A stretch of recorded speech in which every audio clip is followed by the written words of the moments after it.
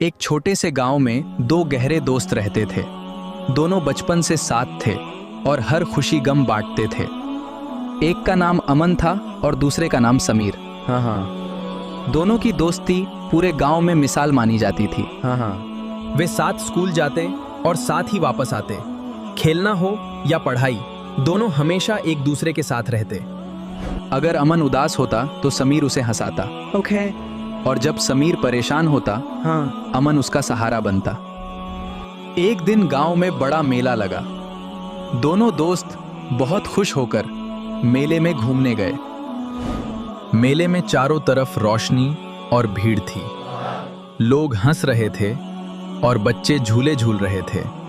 दोस्ती का मजा तभी है जब हर खुशी साथ हो और हर मुश्किल में भी साथ हो। दोनों ने साथ बैठकर खाना खाया, फिर खिलौनों और मिठाइयों की दुकानों पर घूमने लगे। अचानक भीड़ बहुत बढ़ गई। समीर कहीं भीड़ में खो गया। हाँ। तो जैसा कि मैंने बताया, अमन घबरा गया और उसे ढूंढने लगा। हाँ। उसकी आंखों में डर साफ दिखाई दे रहा था। हाँ। उसे लगा कि उसे कोई देख रहा है। हाँ। समीर, समीर, समीर, कहाँ हो तुम समीर? लेकिन समीर कहीं दिखाई नहीं दे रहा था। दूसरी तरफ समीर भी बहुत परेशान था। उसे समझ नहीं आ रहा था कि अमन कहाँ गया। रात होने लगी और मेला धीरे धीरे खाली होने लगा। हाँ। हाँ। दोनों दोस्तों के दिल डर से भर गए। हाँ। हाँ। अमन ने हार नहीं मानी। वो लगातार अपने दोस्त को ढूंढता रहा।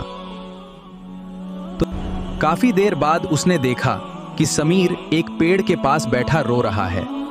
अमन तुरंत उसके पास भागा तो समीर ने अमन को देखते ही उसे गले लगा लिया और दोनों की आंखों में आंसू आ गए।